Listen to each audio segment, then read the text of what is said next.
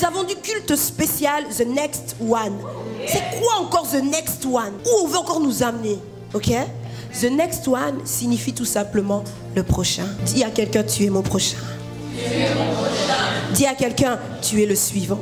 Tu es le suivant. Quelqu'un aujourd'hui est le suivant sur la liste. Quelqu'un aujourd'hui est le suivant. Ne dis pas trop vite amen. Tu ne sais pas tu es le suivant après qui? Attention, tu ne sais pas tu es le suivant après qui? Ok? Aujourd'hui le but c'est que tu sois le suivant ou la suivante après Dieu. Aujourd'hui le but c'est que tu sois, que tu puisses comprendre que Jésus lorsqu'il est venu sur terre, il savait qu'il allait te rencontrer. Tu ne dis pas amen, je comprends pourquoi. Parce que tu n'as pas vu Jésus comme ça face à face. Mais laisse-moi te dire que même s'il est parti, même si sa présence physique n'est plus, il a laissé sa présence spirituelle, le Saint-Esprit. Et il savait que lorsque le Saint-Esprit allait descendre sur terre, il te trouverait sur terre. Et à ta rencontre, tu serais le suivant après Dieu.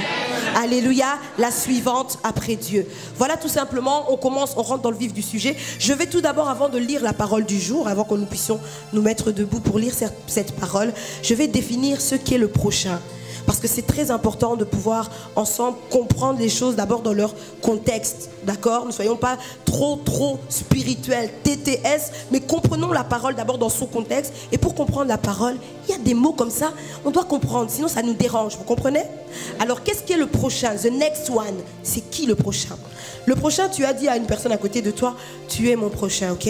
Le prochain, c'est un ami, quelqu'un de proche. Soyons terre à terre. Le prochain, c'est quelqu'un de proche. Donc on peut parler d'un ami, c'est vrai. On peut parler également de toute autre personne. Donc on peut dire que le prochain, finalement, c'est l'autre. Vous êtes avec moi? Le prochain, c'est l'autre. Très bien. Selon les Juifs, et ça c'est très important que vous puissiez le retenir, parce qu'après vous allez comprendre pourquoi. Selon les Juifs, le prochain, c'était ceux de la race hébraïque. C'était ceux de la race juive. Pour les Juifs. En gros, si vous comprenez ce que je suis en train de dire, ceux qui pratiquaient le judaïsme, vous comprenez? Les Juifs. Pourquoi je dis cela? Parce que le judaïsme, c'était considéré pour eux comme une religion. D'ailleurs, nous savons tous que le judaïsme, c'est une religion. Mais pour eux, c'était également considéré comme une race établie. D'ailleurs, eux, si vous remarquez bien, ils ne partageaient pas cette religion. C'était vraiment propre à eux. C'était vraiment pour eux, le judaïsme. Quand je parle du judaïsme, pour vous référer un petit peu, vous allez comprendre que je parle de la Torah. Quand je parle de la Torah, je parle du livre de Moïse, le Pentateuque, les 5 premiers livres de la Bible. On est dedans, l'Ancien Testament, d'accord? Le judaïsme, c'était vraiment pour eux. Et eux, ils considéraient que mon prochain, c'est celui qui est de la race hébraïque. C'est lui-là, mon prochain. Il a fallu qu'un homme vienne bouleverser les choses. Il a fallu que Jésus vienne et dise pour moi et selon Dieu, sache que tu dois aimer ton prochain. Mais quand je parle de ton prochain, je ne parle pas seulement de celui qui est de la race hébraïque. Quand je parle de ton prochain, je parle également de toute autre personne d'une autre race et d'une autre religion. Est-ce que tu peux dire amen? Amen. Tu dis amen, pourquoi? Parce que tu entres maintenant dans l'alliance avec Dieu. Parce que maintenant il ne s'agit plus que d'eux, il s'agit également de toi. Alléluia. Tu es aussi considéré aux yeux de Dieu comme étant le prochain. Alléluia. C'était propre aux Juifs, d'accord? C'était le peuple choisi par Dieu. On n'est pas jaloux, alléluia, car nous sommes rentrés dans l'alliance maintenant. Alors le prochain, vous êtes aujourd'hui les prochains pour moi. Alléluia. Pasteur Simon a été un jour le prochain pour moi. Alléluia. Vous allez maintenant comprendre l'importance du prochain. Nous sommes dans une période de conquête. Vous êtes avec moi? Nous sommes dans une période où nous sommes en train de conquérir la ville. Nous sommes dans un temps où nous sommes en train de conquérir notre propre corps. Nous sommes dans une saison. Oh, j'ai même pas envie de parler de saison, mais nous sommes entrés dans une ère où nous sommes en train réellement de conquérir tout ce qui nous appartient. Et tu vas comprendre pourquoi aujourd'hui il y a certaines choses que tu n'arrives pas à conquérir. J'aimerais te poser la question, as-tu été un prochain pour l'autre? Pose la question à ton voisin. As-tu été un prochain pour l'autre? Tu n'aimes pas que je parle de l'autre. Dis-lui, as-tu été un prochain pour moi? As-tu été un prochain pour moi? Voilà, c'est ça. Alors quand on dit the next one, on dit également suivant, le suivant. Ok? Le suivant, qu'est-ce que c'est? C'est tout simplement une personne qui vient immédiatement, je dis immédiatement, je souligne immédiatement après une autre personne.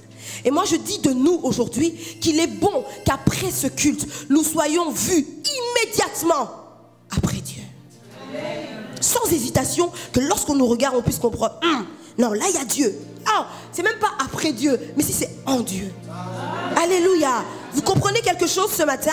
On va se mettre debout, on va lire la parole de Dieu. Nous allons dans le livre de Psaumes, au chapitre 89, à partir du verset 20. Pour certains, c'est à partir du verset 19. D'accord? On va lire 19 à 20. Pour certains, dans leur version, c'est 20 à 21.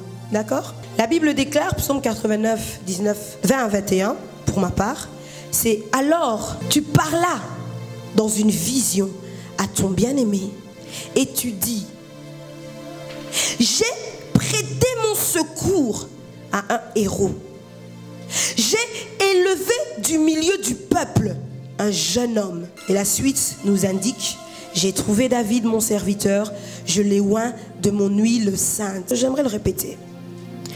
Alors, tu parlas dans une vision à ton bien-aimé et tu dis, j'ai prêté mon secours à un héros. C'est Dieu qui parle. Alléluia. Il dit, j'ai prêté mon secours à un héros. J'ai élevé du milieu du peuple. J'ai mis à part quelqu'un. Cette personne, c'était un jeune homme. J'ai trouvé David, mon serviteur. Je l'ai oint de mon huile sainte. Parole du Seigneur. Amen. On peut s'asseoir, on peut acclamer la parole. Dans cette nouvelle série, le prochain, dans cette nouvelle série, le suivant, dans cette nouvelle série, The Next One, notre verset de base, notre verset clé, c'est donc celui-ci, Psaume 89, 20 à 21. Alors tu parlas dans une vision à ton bien-aimé, tu dis, j'ai prêté mon secours à un héros, j'ai élevé du milieu du peuple un jeune homme, j'ai trouvé David mon serviteur, je l'ai oint de mon huile sainte. On aura l'occasion de développer, ok? Mais aujourd'hui, juste pour expliciter, j'aimerais vous dire que quelquefois, il est bon que Dieu puisse nous prêter secours. Parce que nous sommes tellement imbus de notre personne. Quelqu'un me dira, mais non, moi je ne m'aime pas. Tu ne t'aimes pas, justement, ça démontre ton orgueil. Parce qu'il faut d'abord s'aimer soi-même pour pouvoir aimer l'autre. Quelqu'un qui ne s'aime pas est en train de montrer son orgueil, en vérité. Parce que la Bible déclare, et l'un des commandements, l'un des précieux commandements, nous dit qu'il faut d'abord s'aimer soi-même avant de pouvoir aimer l'autre. Nous exprime cela, alléluia. Et quelquefois nous sommes tellement imbus de notre personne que nous refusons tout simplement que Dieu nous prête secours. Et c'est dangereux. Parce que la volonté de Dieu, c'est qu'il puisse te prêter secours. Il puisse te prêter secours pour sa gloire, mais également pour son peuple. Alléluia. Le peuple d'Israël avait besoin d'un roi. Alors que Saül avait été destitué, on a présenté et Dieu dit, il a trouvé David. Mais avant de trouver David, il a d'abord regardé parmi le peuple et il a élevé un homme du milieu du peuple. Vous n'avez pas compris cette parole. Quand Dieu dit qu'il a élevé un homme du milieu du peuple, c'est-à-dire qu'il a sorti une personne. Cette personne était brute. Je veux dire, cette personne n'avait pas encore le cœur de Dieu. Dieu l'a seulement sorti dans son état, comme il était, parce qu'il était disposé. Alléluia. Nous voyons que David était disposé par le fait que déjà, il n'avait pas peur de livrer sa vie pour les brebis qu'il surveillait. David le faisait déjà. Donc on voyait que c'était un homme qui avait déjà un cœur disposé, ok? Mais peut-on dire maintenant qu'il avait un cœur disposé selon Dieu? Dieu dit, processus David, d'abord je te sors du milieu du peuple. Et c'est ce que Dieu veut faire avec nous. Il veut d'abord nous sortir du milieu du peuple. Et ensuite il dit, j'ai trouvé David. Et il précise, mon serviteur, je l'ai oint de mon huile sainte. Qu'est-ce que ça veut dire? Avant, je ne te portais pas cas. Et puis je t'ai sorti tel un jeune homme. Je ne t'avais pas nommé. Mais aujourd'hui, j'ai trouvé David. Aujourd'hui, je te nomme. Tu t'appelles David. Et lorsque nous lisons la Bible, nous voyons que Dieu dit souvent de David que c'est un homme selon mon cœur. La Bible, dans la version King James, précise que c'est un homme suivant le cœur de Dieu et prêt à faire sa volonté. Alléluia. Qu'est-ce que je veux exprimer par là? Lorsque Dieu nous sort du milieu du peuple, il sait que nous avons des imperfections. Il sait qu'il doit encore faire un travail. Et il te dit, jeune femme, je te sors du milieu du peuple d'abord. Mais seulement toi, tu dois être prêt. C'est-à-dire disponible. Quand je dis prêt, je ne dis pas que tu dois être parfait. Je dis que tu dois être dans un état, Seigneur, ok, prends-moi comme je suis. Et c'est ça que Dieu veut faire avec nous aujourd'hui. En vue d'aider l'autre, il dit, mais j'ai d'abord besoin de toi. J'ai d'abord besoin de toi. Je te sors du milieu du peuple et après je te nomme. Et pour David, il a dit, je te nomme David, l'homme selon mon cœur. Je te nomme André Gloire, l'homme selon la vision que j'ai pour toi. Je te nomme Maman Françoise, la femme selon mon cœur. Alléluia. Et ensuite, seulement après, je l'ai oint de mon huile sainte. C'est-à-dire qu'il lui a conféré l'onction pour la fonction. Toi, tu veux déjà la fonction. Tu n'as même pas encore l'onction. Tu n'as même pas encore été nommé. Et tu n'as même pas encore été tiré du milieu du peuple. Peuple de Dieu. The next one. Ça commence. Alléluia. Nous allons lire l'histoire du bon samaritain. Je sais, quelqu'un va me dire, oh, je connais cette histoire. L'histoire du bon samaritain. Je connais très bien cette histoire. Mais moi, je te dirais, dans cette histoire, qu'est-ce qui compte?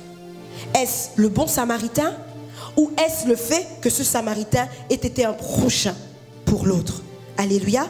Est-ce qu'on peut ensemble lire la parole de Dieu dans le livre de Luc 10, 25 à 37. La Bible déclare, un docteur de la loi se leva et dit à Jésus pour l'éprouver, Maître, que dois-je faire pour hériter la vie éternelle? Jésus lui dit, mais qu'est-il écrit dans la loi? Qui lis-tu? Il répondit, tu aimeras le Seigneur ton Dieu de tout ton cœur, de toute ton âme, de toute ta force et de toute ta pensée, et ton prochain comme toi-même. Tu as bien répondu, lui dit Jésus. Fais cela et tu vivras. Mais lui, voulant se justifier, dit à Jésus, et qui est mon prochain? J'aimerais vous situer. Le maître vient et dit, que dois-je faire pour hériter la vie éternelle? Et Dieu lui pose la question, mais qu'est-il écrit dans la loi? Il répond, tu aimeras le Seigneur ton Dieu. Et il dit, et tu aimeras également ton prochain comme toi-même. Et Jésus lui dit quoi? Fais cela et tu vivras. Tu vivras comment? Tu vivras en vue d'hériter la vie éternelle. C'était ta première question. Donc Jésus lui donne la réponse. Fais cela et tu vivras comment? En vue d'hériter la vie éternelle. Est-ce qu'on est d'accord? La personne vient et lui dit, Seigneur, pour hériter la vie éternelle, qu'est-ce que je dois faire? Jésus dit, ok, ça ne va pas sortir de ma bouche. Est-ce que tu connais la parole? Tu connais la parole. Que dit la parole? Ok, la parole dit, tu aimeras le Seigneur ton Dieu. Et la parole dit, tu aimeras ton prochain comme toi-même. C'est comme si Jésus lui disait, voici ta réponse. Voici ta réponse pour toi aujourd'hui qui est là dans la maison du Seigneur. Toi qui veux entrer au ciel, ta réponse aujourd'hui d'abord, as-tu aimé ton prochain? As-tu aimé Dieu? C'est pas moi qui ai dit, hein. C'est la Bible. Alléluia. Il est venu, docteur, hein, il connaissait la loi. Il connaissait. Il voulait seulement éprouver Dieu. Il voulait un peu savoir plus. Voilà pourquoi à la fin, comme il n'a pas accepté cette parole, comme nous sommes plusieurs des fois à refuser d'aider notre prochain, on est un peu là, de toute façon Seigneur, c'est qui mon prochain? Et c'est ce qu'il dit après. Mais, oh, nous sommes donc au verset 29. Mais lui, voulant se justifier, dit à Jésus, et qui est mon prochain? Pourquoi il pose cette question? Il pose cette question parce qu'il savait que selon Christ, le prochain, c'est tout le monde. Alléluia. Mais pour lui, docteur de la loi, le prochain, c'était l'autre juif. Alors il se disait, aujourd'hui nous allons attraper Jésus. Aujourd'hui, aux yeux de tous, nous allons discréditer Jésus. Parce que Jésus considère que le prochain, c'est tout le monde. Or, notre loi stipule, notre religion dit que le prochain, c'est simplement celui qui est de la race hébraïque. Aujourd'hui, on va attraper Jésus.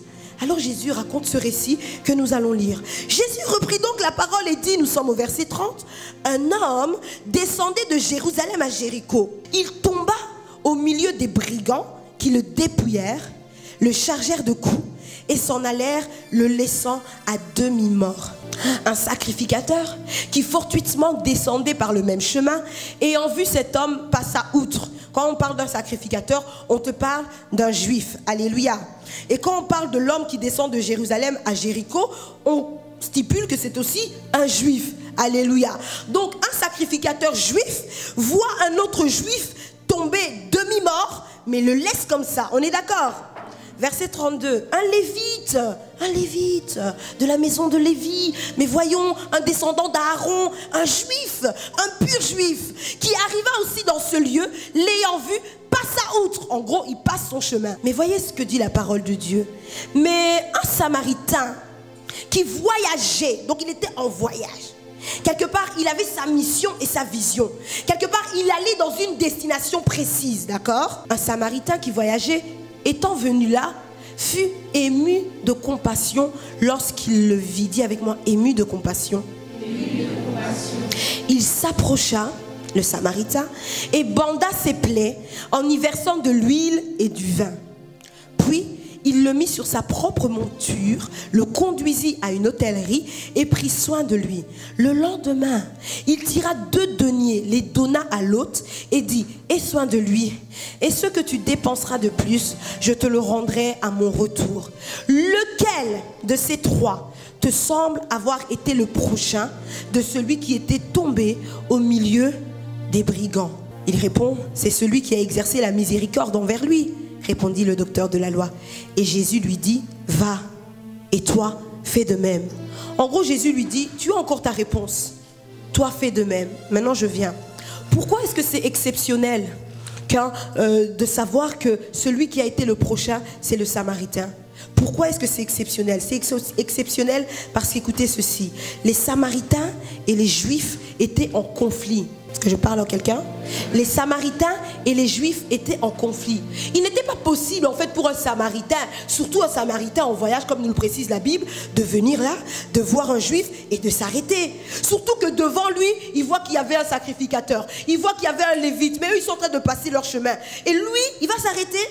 En tout cas, si c'était toi et que tu vois une personne que tu ne considères pas comme ton prochain souffrir, dis-moi vraiment, est-ce que tu vas t'arrêter alors que tu as une mission, alors que tu as une occupation? Tu dois aller au travail. Et maintenant, tu vois une personne qui, selon toi, n'est plus ton prochain. Toi, aujourd'hui, tu as appelé cette personne ennemie. Et maintenant, elle est là, à terre. Elle souffre. Et tu vois sa copine, sa pire, passer son chemin. C'est toi qui vas t'arrêter? Non, dites-moi la vérité. Non, dis-le bien fort. Non. Dieu veut traiter notre cas. Alléluia. Dis-le bien fort. Est-ce que c'est toi qui vas t'arrêter? Mais maman, est-ce que c'est nous qui allons nous arrêter? Merci. C'est pas nous qui allons nous arrêter. Mais exceptionnellement, parce qu'il était ému de compassion, le Samaritain s'est arrêté. En fait, le conflit, c'était quoi? Le conflit qu'il y avait entre les Samaritains et les Juifs était un conflit, nous le dirons, d'ordre politique. Ok? La ville de Samarie avait été assiégée. D'accord, avait été pris de force par des étrangers. Et quand ces étrangers sont venus, ils ont trouvé des Juifs. Qu'est-ce qu'ils ont fait? Comme tout homme bon trouve bon de faire, ben on va s'accoupler. On va s'accoupler avec les Juifs. Donc les Juifs et les étrangers se sont accouplés. Donc il y a eu des alliances, d'accord? Ces alliances ont donné naissance à une race qu'aujourd'hui nous pouvons dire, on peut dire les Samaritains quoi. C'est-à-dire que c'était des personnes qui croyaient en Dieu, mais aussi, c'est-à-dire que moi si je suis fille d'une union comme celle-là, c'est-à-dire un étranger qui est venu, qui a pris de force la Samarie, et moi qui étais là, juive par exemple, et maintenant on s'accouple, il y a un enfant qui sort, cet enfant-là maintenant, c'est comme s'il est entre 2 chaises. D'un côté, ben, maman, elle est juive, donc oui, j'obéis et je suis Dieu. Et de l'autre côté, ben, papa, il est étranger, donc lui, il a plein d'autres dieux. Alors moi aussi, je suis les autres dieux. Et c'est là que les Juifs, alors, considéraient ces naissances-là, donc donc comment on peut dire, cette descendance-là, les Juifs les considéraient Samaritains comme des ennemis. Parce que vous ne respectez pas notre Dieu. Vous ne respectez pas notre Dieu. Et il est arrivé un moment où ces Juifs avaient l'intention de rebâtir le temple. Ils voulaient rebâtir le temple, d'accord? Là où ils étaient assiégés, ils voulaient tout simplement... Oh, ils ont pris l'initiative de bâtir un temple pour le Seigneur. Et qu'est-ce qui s'est passé? Les Samaritains ont voulu venir les aider. Et eux, ils ont refusé. Ils ont dit, mais non, c'est pas votre Dieu, c'est notre Dieu. C'est notre religion. C'est notre histoire. Ce n'est pas votre histoire. Mais écoute, est-ce que c'est de ma faute si je suis née samaritaine? Est-ce de ma faute? Mais je viens, je propose mon aide. Donc on peut également dire qu'il y avait maintenant entre eux, les Juifs et les Samaritains, un problème, un conflit d'ordre spirituel. Alléluia. Pourquoi? Parce que lorsque on leur a refusé l'opportunité maintenant d'aider les Juifs à bâtir le temple, eux ils ont tout fait, les Samaritains. Vous savez, les conflits, c'est pas seulement d'un côté, ça vient des deux côtés. On est d'accord? Eux, ils ont tout fait maintenant pour les empêcher d'évoluer là où ils étaient. Ils ont tout fait pour les empêcher de prospérer là où ils étaient. Ils ont tout fait pour les empêcher de connaître la paix là où ils étaient. Donc en gros, ils les ont empêchés de prier Dieu, de chercher Dieu, de trouver un lieu où pouvoir se réfugier dans la présence de Dieu. Je ne sais pas si tu as remarqué, et je crois que tu n'as pas remarqué que je parle de ta vie. C'est-à-dire quoi? Dans cette ville-là, là où ils étaient, il y a eu une cohabitation.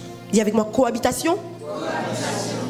Donc on cohabite quoi. Il y a toi, puis il y a moi. Et moi, je ne veux pas de toi. Mais toi, comme tu sais que je ne veux pas de toi, tu m'empêches aussi de faire tout pour louer mon Dieu. Avec qui cohabites-tu? Avec qui cohabites-tu? Qui est en train de t'empêcher de louer Dieu? Est-ce que c'est la colère? Qui est en train de t'empêcher de bâtir, donc ton corps est le temple du Saint-Esprit, qui est en train de t'empêcher de bâtir ton corps pour que ton corps soit au service de Dieu? Est-ce que c'est la méchanceté? Est-ce que c'est un esprit de pauvreté qui te retient chaque fois? Qui est en train de cohabiter avec toi? Qui fait cela? Alléluia. Mais regardez, si je peux tourner la situation, quand je vois le bon samaritain avec le prochain, je peux dire ceci. Oh, quand un homme est ému de compassion, quand un homme trouve la grâce de Dieu, ceux qui le combattaient, Dieu le change. Maman Patricia, si c'était la colère qui t'empêchait d'évoluer avec le Seigneur, Dieu va prendre cette colère, va la changer en joie. Et maintenant, c'est cette joie-là qui va te propulser dans le Seigneur. Je parle à quelqu'un. Est-ce que je vous parle aujourd'hui? Est-ce que je parle au peuple de Dieu? Le Seigneur dit aujourd'hui, il ne doit plus avoir de cohabitation. Quelle est cette cohabitation-là qui te dérange? Qui fait qu'au lieu de reconnaître les gens comme des prochains, tu les vois comme des ennemis. Jusqu'à quand? Et l'Éternel Dieu dit, écoute, je peux faire de cet ennemi, d'ailleurs, je peux utiliser cet ennemi pour que tout concourt à ton bien. Moi, Dieu, je le fais. Moi, Dieu, je le peux. Alléluia. Est-ce que je parle à quelqu'un? Est-ce que vous avez compris le conflit qu'il y avait? Et maintenant dans ta vie, est-ce que tu as compris? Ah Seigneur, donc dans ma vie, il n'y a pas un conflit seulement politique, il y a aussi un conflit spirituel. Je comprends maintenant pourquoi quand j'essaie de prier, quand j'essaie de lire la Bible, je n'arrive pas. Je vous parle. Dieu nous parle. Et tout cela, c'est pourquoi? C'est pour nous empêcher d'arriver à la vie éternelle. Parce que la question de départ, c'était Seigneur, comment faire pour hériter la vie éternelle? Et Dieu dit, il faut simplement aimer Dieu et aimer son prochain. Alors moi je refuse. Comme tu refuses, le Seigneur te dit, regarde cette histoire. Il y avait un conflit. Dans ta vie aujourd'hui, il y a un conflit. Mais moi je peux changer les choses. Alors Dieu dit, mais tout ça, va et fais-le simplement pour que tu puisses toujours hériter de la vie éternelle. Je parle à quelqu'un. Et vous savez, quand on considère cette histoire, on se dit que, oh Seigneur, c'est une belle histoire. Voilà, c'est un homme qui a vu un autre homme qui a été ému de compassion alors qu'ils étaient ennemis au départ. C'est vrai. Mais quand tu considères cette histoire, tu peux aussi en trois parties, parler de ta propre vie. On commence? Ma vie avant Jésus. Dis avec moi, ma vie avant Jésus. Ma vie avant Jésus. Alléluia. Ta vie avant Jésus, tu ne connaissais pas le Seigneur. Donc tu vivais sous la loi. Je parle à quelqu'un? Tu vivais sous la loi. Et la loi disait quoi? La loi disait, écoute, tu es samaritain. La loi disait, écoute, tu es juif. Tu ne peux pas t'accoupler. Tu ne peux pas te rassembler. Tu ne peux pas aider l'autre. Ok? Ta vie avant Jésus était une vie dans le péché. Et cette vie dans le péché te condamnait et t'empêchait de voir que, mais la vie avec Jésus, moi je peux pas. Ça c'est pas pour moi. Ça c'est pour eux là. Moi je suis encore trop pécheresse. Moi je fais encore trop de péché. Moi j'ai encore trop de méchanceté. Moi je suis pas prête à cette vie là. Et pourtant à côté quelqu'un te dit, tu sais le Seigneur est disponible. Le Seigneur est là pour toi. Mais toi, ta vie avant Jésus dit que non, moi j'ai connu cette souffrance-là et maintenant je vais accepter le Seigneur. D'abord, il faut que je me venge. Oh, ça c'est ta vie avant Jésus. J'accepte ta vie avant Jésus. Je ne te condamne pas. C'est ton propre péché qui te condamne. Ce n'est pas moi. Alléluia. Jésus même, alors qu'il est là à côté, il te regarde et il ne te condamne pas. D'ailleurs, il te tend même la main. Mais il dit, ah ma fille, mon fils, ton péché là te condamne. La vie avant Jésus, c'est une vie de cohabitation avec plusieurs choses qui nous dérangent. Finalement, ces choses nous dérangent et nous détruisent. Mais bon, parce qu'on a été conditionné, moulé dans ça, maintenant on est, comme dirait, accouplé avec ça. Donc on dit, ok, on a déjà fait alliance avec ça, on a déjà accepté ça. C'est devenu notre mode de vie. Alors on se dit, restons seulement là. Moi je te dis non et refuse-le au nom de Jésus. Alléluia. Il y a une vie meilleure pour toi. Il y a une vie plus excellente pour toi. Alors un jour tu rencontres Jésus quand même. La rencontre avec Jésus se fait. Alléluia. Et il y a maintenant cette vie après Jésus. Je vis maintenant mon histoire après Jésus. Dans mon histoire avant Jésus, il y avait le péché et toutes ces choses. Dans ma vie après Jésus, il y a maintenant moi qui essaye tant bien que mal. Je tombe, je me relève. Je tâtonne, mais j'essaye tant bien que mal d'atteindre ce Jésus. C'est la vie après Jésus. Et quand je dis la vie avant Jésus, la vie après Jésus, autour de toi, il y en a plein qui te regardent. Il y en a plein qui te regardent. Ce sont des potentiels prochains. Donc dans la vie avant Jésus, tu les voyais ennemis. Dans la vie après Jésus, tu es un peu glorifié parce que tu sais que tu es sorti de cette vie de péché. Mais j'aimerais te dire, qu'as-tu fait pour eux? Parce que depuis le début, ils te regardent. En fait, ils attendent la révélation des fils de Dieu. Mais toi, tu es là, je suis avec Jésus. Maintenant, je marche avec Jésus. Ma vie après Jésus, c'est de gloire en gloire. Amen, alléluia. Mais j'aimerais te dire que ce n'est pas la finalité. Les hommes, pour faire l'histoire et pour situer le temps, on dit quoi? Ils ont fait une ligne du temps. Et ils ont dit quoi? Il y a l'histoire avant Jésus-Christ et puis il y a l'histoire après Jésus. Est-ce qu'il y a des écoliers ici? Est-ce qu'il y a des écoliers ici? Ah oui, ils ont fait une ligne du temps. Ils ont dit, ah, il y a la vie après Jésus. Au Moyen-Âge, c'était là. Situons-le avant Jésus. Et puis, il y a la vie après Jésus. Mais j'aimerais te dire, ils ont oublié une chose. Si la vie, si l'histoire de ta vie, et si l'histoire est une succession d'événements, c'est vrai, il y a eu la succession d'événements avant Jésus-Christ. Vous êtes avec moi? Il y a eu la succession d'événements après Jésus-Christ. Oh, les hommes sont intelligents. Ils ont voulu faire le temps, ligne du temps, etc. Ils ont oublié qu'il y a quelqu'un qui s'appelle maître du temps. Ils ont oublié qu'il y a quelqu'un qui est en dehors du temps. Cette personne-là, il n'est pas question, et quand il te regarde, il n'est pas question de dire ma vie avant Jésus, ma vie après Jésus. Il n'est pas question de dire l'histoire de ma vie avant Jésus c'était comme ça, l'histoire de ma vie après Jésus c'était comme ça. Il n'est pas question de dire ça. Ils ont oublié quelque chose, André Gloire. Ils ont oublié la vie avec Jésus.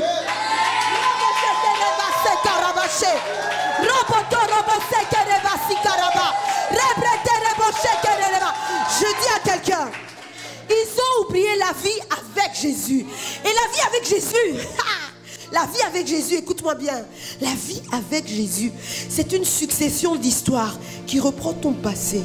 Donc qui reprend ta vie avant Jésus. Oh. Et les hommes, tous ceux qui te regardaient là, qui condamnaient ta vie, il y avait ça, il y avait ça. Et maintenant après Jésus, ils regardent encore ta vie après Jésus. La vie avec Jésus, prends cette vie après Jésus. Tu as fait comme ça, tu as commencé comme ça, tu as mal fini, tu es tombé, tu t'es relevé, te revoici. Oh, tu as encore repris le péché que tu faisais avant Jésus. Tu l'as amené avec toi après Jésus. Mais Jésus te dit, on est encore là. Et puis il y a cette vie avec Jésus. Cette vie avec Jésus a pris, celle de ton passé, a pris après Jésus. Et maintenant Jésus te dit, tu vois, tout ce que tu as connu, tes faiblesses, tes torts, même tes raisons, tes bonnes raisons, tes justifications, tout ça là avant Jésus, je prends ça. Je prends ta vie après Jésus. Là où tu as essayé de me chercher tant bien que mal suite à la rencontre avec moi. Là où tu as essayé de me trouver et puis tu m'as abandonné. Mais c'est pas grave. Comme tu étais passé par les eaux du baptême, je t'ai récupéré. Reviens, tu es revenu dans ma maison. Ok, on est d'accord. Oh, ne te réjouis pas. Ça c'est la vie après Jésus que Jésus est en train de prendre. Il malaxe, etc. Et puis il te dit, la vie avec Jésus, c'est une vie où tu acceptes ce passé, où tu regardes ton chemin et ton parcours et tu te dis, écoutez, maintenant je porte sur moi les marques de Jésus. Et Paul dira, mais qui peut me condamner encore? Qui peut me juger encore? Je porte sur moi les marques de Jésus. Dans la vie avec Jésus, il n'y a pas de peur ni de honte pour parler de son passé. C'est devenu un témoignage. Jusque-là, tu ne dis pas amen, tu es un peu hésitant parce que tu sais que toi, il y a un passé là, tu as encore honte d'en parler. Toi, ce n'est pas encore devenu un témoignage. Tu es tellement orgueilleux que tu ne comprends pas que ce passé-là, les hommes te regardaient. Ce passé-là, si tu le dénonces alors que tu es en Jésus et avec Jésus, ces hommes-là ne seront plus tes ennemis d'autrefois, mais seront tes prochains de maintenant. Ils seront les personnes même suivantes après Jésus. J'aimerais dire à quelqu'un, les hommes en fait ont juste besoin d'être derrière toi, si toi tu suis vraiment Christ. Le problème c'est qu'on sait que tu es chrétien, on sait que tu vis pour le Seigneur, on sait ce qu'on entend de ta bouche, que tu es en Christ. Mais quand on veut te suivre, c'est comme si tu nous dis, ne me suivez pas, pas vous, Dieu c'est seulement pour moi. Nous ne sommes plus dans l'époque des Juifs, nous sommes entrés dans la nouvelle alliance. Je ne suis plus dans l'Ancien Testament. Jésus, il est venu accomplir l'Ancien Testament, le Nouveau Testament. Je suis entré maintenant. Je suis entré dans la nouvelle alliance. Et dans cette nouvelle alliance, il y a de la place pour tout le monde. Dans la vie avec Christ. Il y a de la place pour tout le monde. Jusqu'à quand vas-tu retenir? Tu vois, même quand tu retiens ce que tu as connu dans le passé, tu es en train de dire au Seigneur, je marche avec toi, mais regarde tout ce que j'ai connu, tu ne l'as pas vraiment porté. Alors que Jésus l'avait porté. Jésus est venu pour toi en tant que prochain. Vous voulez que je le démontre? Jésus est venu homme de souffrance. Il était habitué à la douleur parce que plus d'une fois les hommes le rejetaient, d'accord? Mais lui, il n'avait commis aucun péché. Lui, il n'avait commis aucun mal. Nous, oui, nous on l'avait fait. Mais regardez l'amour de Jésus qui s'est exprimé pour son prochain que tu es. Il dit, oh Seigneur, en vérité, je ne veux pas que celui-là souffre et continue de souffrir comme il souffre. Alors qu'est-ce que je fais? Je vais prendre sur moi son péché. Et il s'est fait pécher. Donc le péché ne reposait plus sur toi. Le péché reposait sur lui. Et Dieu, quand il a compris, voilà fils, tu es en train d'accomplir exactement ma volonté. C'est Dieu lui-même qui a jugé bon. Il a jugé que c'était bon d'avoir compassion et miséricorde pour toi, mais Jésus de le crucifier, Jésus de le sacrifier. Jésus s'est fait ton prochain. Jésus s'est fait ton prochain. Et je vais pousser. Vous savez, quand Jésus s'est fait ton prochain, non seulement il traitait ton cas, mais il traitait son propre cas. Son propre cas était qu'il était devenu péché. Donc Dieu était en train de traiter son propre cas. Jésus, tu es devenu péché. Je traite ton cas, afin que lorsque tu meurs et que tu ressuscites, tu sois glorifié. On est d'accord? Je veux parler de ce Samaritain. Ce Samaritain avant Jésus était dans la loi. Je vous l'ai déjà dit. Ce Samaritain maintenant, après Jésus, vous savez ce qui est devenu? Il n'était plus sous la loi. Parce que alors qu'il était en train de traiter le cas de son prochain, Dieu était en train de traiter son cas. J'explique. Alors qu'il était sous la loi et la loi disait, tu ne peux pas aider ce juif. Lui, le fait qu'il se déplace, le fait qu'il dépasse les limites de la loi, les limites de la loi l'avaient limité. En gros, il y avait un territoire que tu ne peux pas dépasser. Tu ne peux pas aider celui-là. Mais lui, il a été quand même. Ça fait quoi dans son mindset? Dans sa mentalité, il y a quelque chose qui change, Liv. Dans sa mentalité, il sait que moi, maintenant, en tant que Samaritain, alors que j'aide mon prochain, je ne suis plus sous la loi. Cette loi qui disait, tu ne peux pas aider en tant que Samaritain, cette loi, je ne suis plus sous elle. Maintenant, je suis sous la grâce. Maintenant, je marche sous la grâce. Si un jour, je revois encore un juif, en tant que Samaritain, je vais lui dire bonjour. Parce que je ne suis plus sous la loi, mais je suis sous la grâce. La malédiction qui était attachée à ceux qui désobéissaient à la loi, aujourd'hui ne s'attache plus à moi, puisque je suis sous la grâce. C'est-à-dire que là où le péché abonde, la grâce surabonde, elle couvre, elle efface, on ne voit plus le péché. On ne voit plus cette loi qui me condamnait. Ah, cette loi maintenant, elle est inscrite dans mon cœur sous la forme amour. Elle est inscrite dans mon cœur sous la forme miséricorde. Elle est inscrite dans mon cœur sous la forme compassion. Aujourd'hui, moi qui étais condamné à ne pas aider le juif en tant que Samaritain, aujourd'hui je l'ai fait, je peux. Waouh! Ça c'est ma vie après Jésus. Et regardez la vie de ce Samaritain avec la grâce et sous la grâce. Alléluia. Bon, je ne peux pas dire tout de suite avec Jésus parce que Jésus était de son époque, vous comprenez. Mais je veux dire, quand il a bravé la loi et qu'il s'est retrouvé sous la grâce, regardez ce qui s'est produit. On dit qu'il prit la personne et il le confia à l'aubergiste. L'aubergiste pensait que l'aubergiste c'est Dieu. Pensez que l'aubergiste c'est Dieu. On va un peu le lire, si on peut le lire très rapidement. Nous sommes au verset 34. La vie avec Jésus, c'est comme ça, c'est comme ça. Il s'approcha et banda ses plaies. As-tu déjà bandé les plaies d'une personne que tu critiquais, maintenant que tu es devenue chrétienne, chrétien? As-tu déjà bandé les plaies d'une personne que tu sais qui souffre? Et il fit quoi? En y versant de l'huile. Ça ne vous rappelle pas quelque chose? Ça ne vous rappelle pas David? Ça ne vous rappelle pas David? On dit que je l'ai tiré du milieu du peuple. Et puis j'ai versé de l'huile sur lui. Je l'ai oint. Je l'ai oint pour une fonction. Pour qu'il devienne roi. Je lui ai mis l'onction. Et ici, qu'est-ce qu'on est en train de faire à ce juif? On lui verse de l'huile.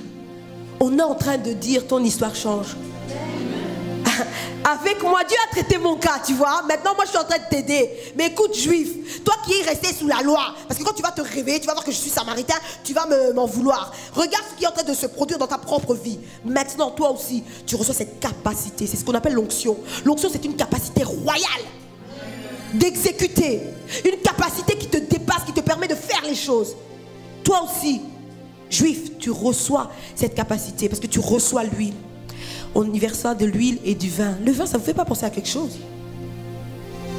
Quelqu'un m'a dit Jésus? Merci. Quelqu'un m'a dit le sang de Jésus. Le sang de Jésus efface toute condamnation. C'est ce qui est en train de se produire dans la vie de ce juif. On est en train d'effacer toute condamnation. Parce que tout ce qui est en train de se produire dans la vie de ce juif s'est produit dans la vie du samaritain. Dès lors qu'il a bravé la loi. Dès lors il s'est dit, je ne vais pas me limiter à la loi. La loi me condamnera. Mais moi, au nom de Jésus, je peux le faire. Dès lors qu'il le fait, Dieu a traité son cas. Mais lui, maintenant qu'il a compris et qu'il est entré dans l'alliance avec Dieu, il est en train de permettre aussi à l'autre de vivre ce miracle. Jusqu'à quand vas-tu retenir le miracle que tu as vécu? Sous prétexte que tu dois te justifier que non, c'est pas encore possible. Moi, je dois encore connaître plus avec le Seigneur. Seigneur, j'ai encore besoin de plus de toi. Écoute, tu vas rester là. Dieu va te dire, écoute mon ami, moi j'ai besoin de plus de monde et toi tu veux que je reste que sur ton cas. Comment ça? Il verse de l'huile. Et il verse du vin, alléluia. Et on est en train de le laver. Puis il le mit sur sa propre monture. Oh là là. Donc il a pris ce cas pour le sien. Quand vas-tu maintenant en tant que chrétien? Donc toi tu marques la vie avec Jésus. Quand vas-tu prendre le cas des autres pour les tiens? Toi si on vient te demander un conseil, écoute, il y a deux cas. Il y a les personnes, ouais écoute, franchement tu crois que ça y est ou quoi? Moi j'ai des problèmes, toi tu viens me ramener tes problèmes. Tu sais ce que moi je vis? D'ailleurs l'histoire que tu me parles là, tu sais pas que moi j'ai connu ça? Moi j'ai agi comme ça, moi j'ai opéré comme ça, il s'est passé ça, ça m'a détruit, pardon. Pardon, je ne veux pas de vos histoires là. Et puis il y a le cas d'une personne, tu vas conseiller, tu vas aider, ça ne va pas porter des fruits, on va t'en vouloir. Toi aussi tu vas dire, qui t'avait dit de venir me trouver? Faya. Alléluia. Je suis en train de parler à quelqu'un. As-tu pris les autres? La vie que sont en train de mener les autres, est-ce que tu as considéré ça, Seigneur? Cette vie-là, mais c'était ma vie avant. Mais regarde, moi je t'ai connu. Mais non, mais regarde, je marche avec toi. Mais cette personne est encore en train de vivre cette vie-là. Seigneur, ça me fait tellement mal. Laisse-moi entrer en prière pour cette personne, Seigneur. Utilise-moi pour lui parler, Seigneur. Utilise-moi pour conquérir son cœur pour toi, Seigneur. Utilise ma bouche afin que le témoignage, donc mon passé là, de désordre, tu vois ce passé là, Seigneur. Tu te rappelles, Seigneur, de ce passé. Oh, tu es le Dieu de souvenirs. Tu vois ce passé là d'adultère. Prends ça, Seigneur.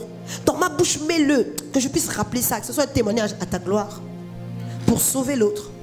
Quand vas-tu prendre en considération que l'autre n'a pas besoin de ton discours? Vous voyez le docteur de la loi, il était venu avec des discours. C'est-à-dire qu'il avait la parole dans la bouche, mais il n'avait pas la parole dans la pratique. Il avait la parole dans la bouche. Donc toi, quelqu'un vient à sa vie de péché. Au lieu de dire, tu sais, j'étais exactement dans la même situation que toi.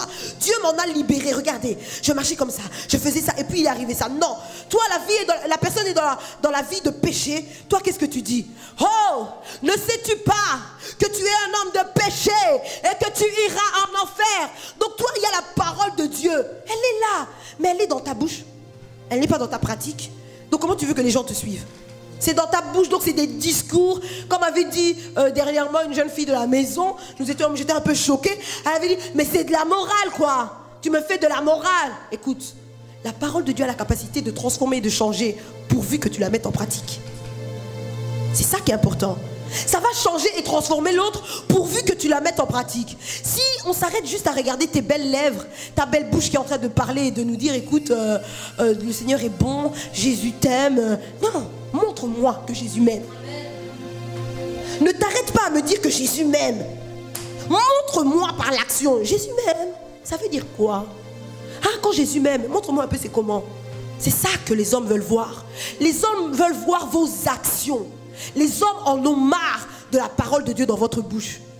Parce que la parole de Dieu dans votre bouche, apparemment, ne produit pas du fruit.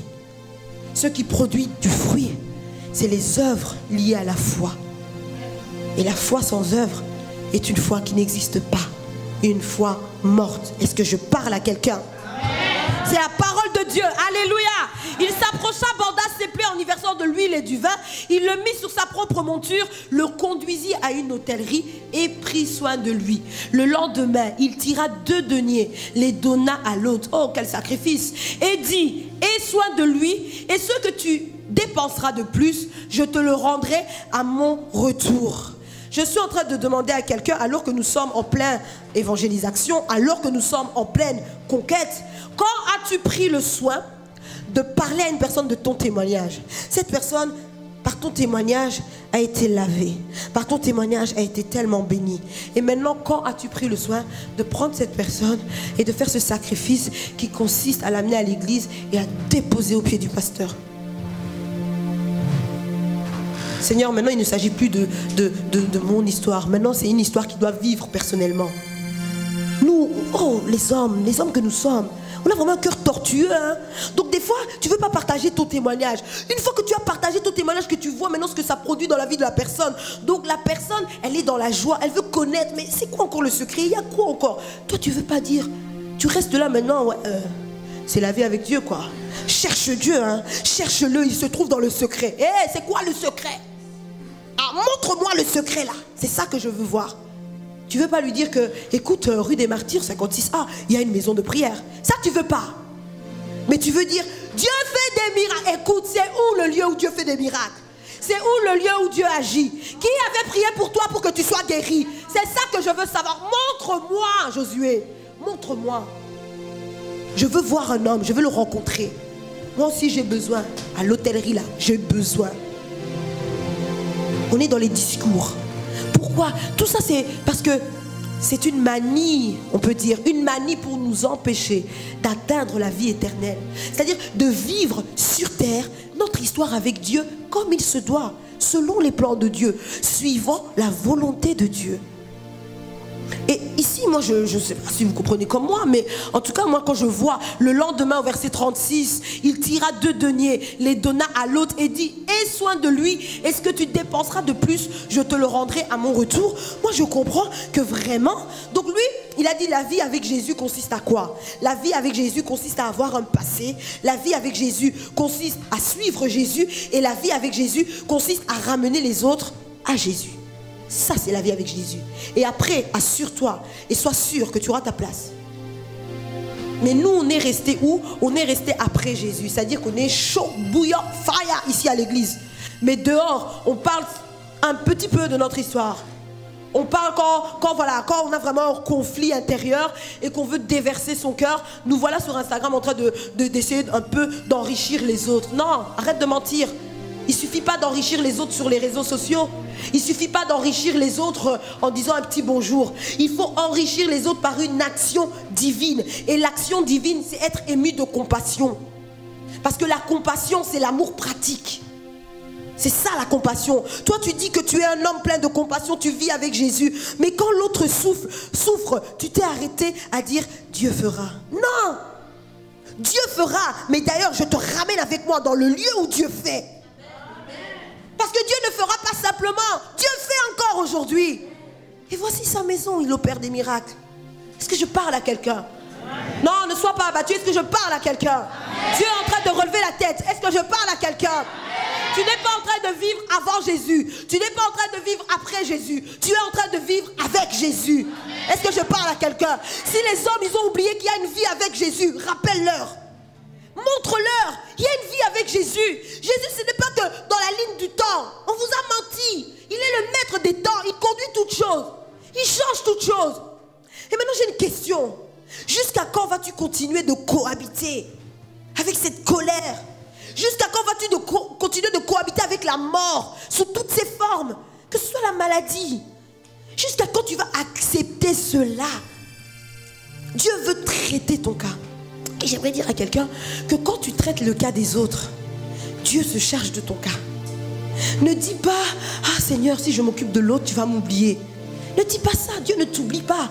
Alors que Dieu est en train de traiter alors que tu es en train de traiter le cas de l'autre, Dieu ne t'oublie pas. Il ne t'oublie pas. Il s'occupe également de toi.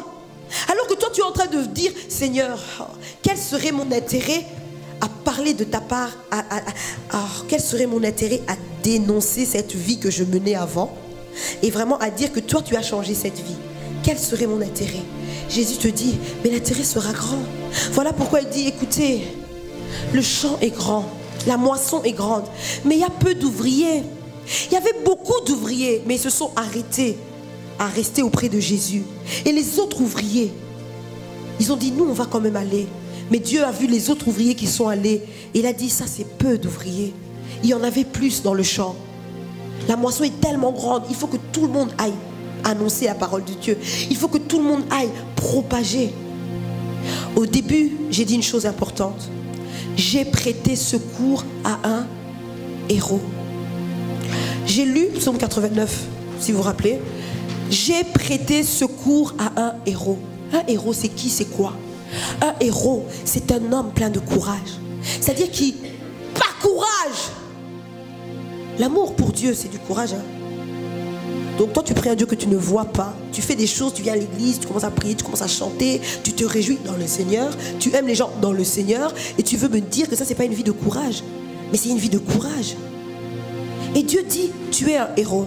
Tu es une héroïne. Mais écoute, j'ai besoin de te prêter secours pour plus avec toi. Je désire te prêter secours pour plus avec toi, Bénédicte. Je veux te prêter secours pour plus avec toi, Malila. J'ai la capacité de te prêter secours, de te sortir de là où tu es, pour plus avec toi, parce que tu es un héros. Mais quand on parle d'un héros, l'héros, c'est le personnage principal de son histoire. Où est mon point? Es-tu toujours le personnage principal de ta propre vie? À qui as-tu laissé la place? Qui as-tu laissé entrer dans ta vie? Les événements, les situations. Donc tu as oublié qui tu es pour laisser place à cette vie de péché. C'est elle qui a pris place. C'est elle qui a gagné. Qui a gagné le territoire de ta vie? Es-tu toujours l'acteur principal? Parce qu'un héros, souvent, on regarde les films. Un héros, souvent, c'est l'acteur principal. Même si on ne le montre pas au début. Une fois qu'il entre dans l'histoire, on comprend que c'était lui, le principal acteur. Es-tu toujours le principal acteur de ta vie? Il faut être le principal acteur de sa vie pour pouvoir aider l'autre. Si tu vois que tu n'arrives pas à aider l'autre, pose-toi la question aujourd'hui. Peut-être que je ne suis plus le principal acteur de ma vie. Peut-être c'est la colère qui a pris le dessus sur moi. Peut-être c'est l'arrogance sur tout ça qui a pris le dessus sur moi. Peut-être c'est les regards hautains. Vous savez une chose? Oh, j'étais choquée. J'étais dernièrement ici avec les filles de la maison. Nous étions en train de discuter, etc. Et puis, bon, on racontait un peu nos vies en fait. On parlait de nos vies, etc. On était dans la joie, etc. Parce qu'on se souvenait de notre passé. Écoute, quand tu es libéré de ce passé, tu es dans la joie. Alléluia. On est en train de parler de notre passé, etc. Et puis, la sœur Eunice me dira, oh, pasteur Vévette, tu ne sais pas que moi j'étais déjà venue à l'église où tu étais quand tu étais petite. Moi j'ai dit, ah bon? mais je t'ai jamais vu, je suis choquée. Et puis je dis, franchement, maintenant que j'y pense, moi, je ne pense même pas que je discutais après l'église avec les jeunes qui venaient à l'église. Je lui disais ça. Et puis elle dit, ah, tu sais pas quoi, avant, quand on te voyait marcher dans la rue, on disait, oh là là, elle a un regard revolver. On disait, oh là là, elle a un regard hautain.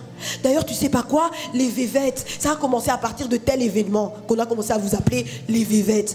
Et puis j'ai dit, ah bon, Eunice? Elle me dit, oui, pasteur. Et puis j'ai dit, mais j'étais pas comme ça. Mais vous voyez, le regard qu'ont les autres sur vous, quand vous êtes avant Jésus, quand vous êtes après Jésus et quand vous êtes avec Jésus.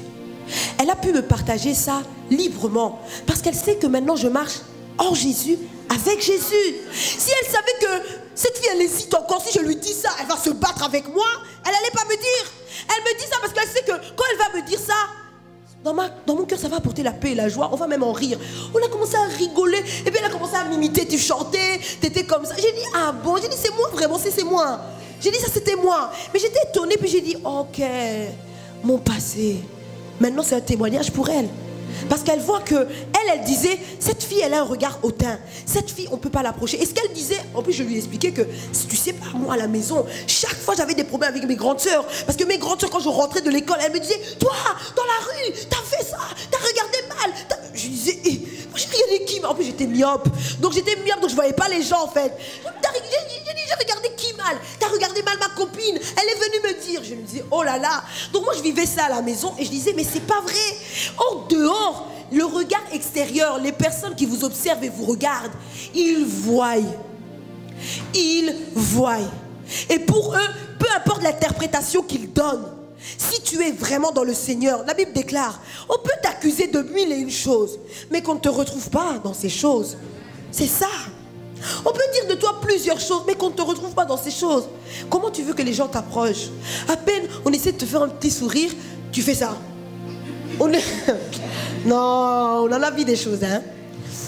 À peine on essaie de s'approcher de toi, te voilà en train de chanter le sang de Jésus dans la rue. Tu commences à chanter le sang de Jésus. Oh, qu'est-ce que tu veux insinuer? Qu'est-ce que tu veux dire de nous? Vous voyez, les gens, ils ont peur de vous approcher parce que quand ils regardent encore aujourd'hui, ils se disent, a-t-elle vraiment changé?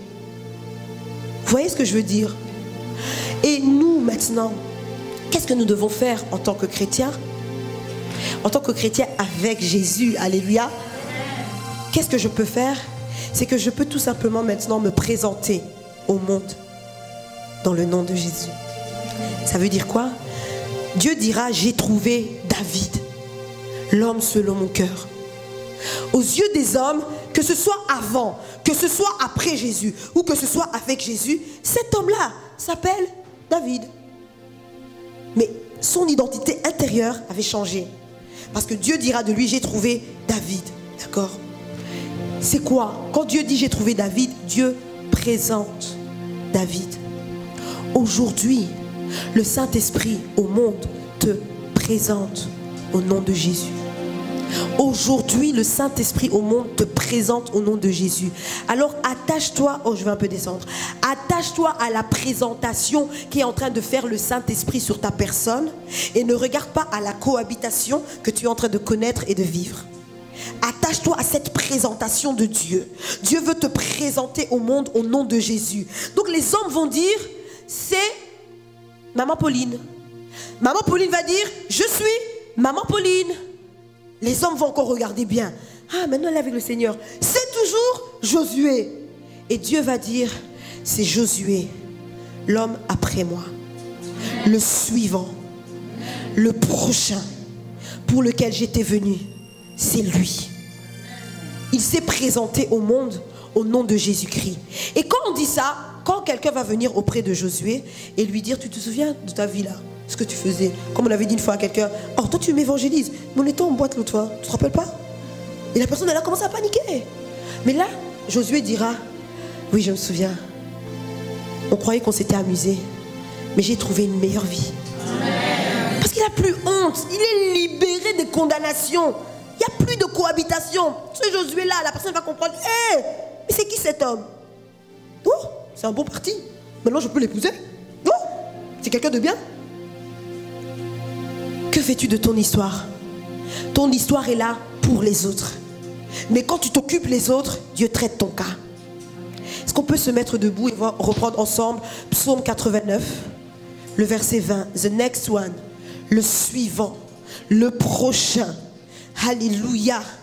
Qui es-tu devant Dieu et comment te présentes-tu aux hommes? Psaume 89. J'aimerais que tu puisses commencer à le lire à voix haute, tout seul. On va le... Psaume 89. Alléluia. J'aimerais que tu puisses commencer à le lire, toute l'assemblée. On puisse commencer à le lire tout seul, personnellement. Alléluia. Et à la place de j'ai trouvé David, tu vas mettre ton prénom à toi. Alléluia.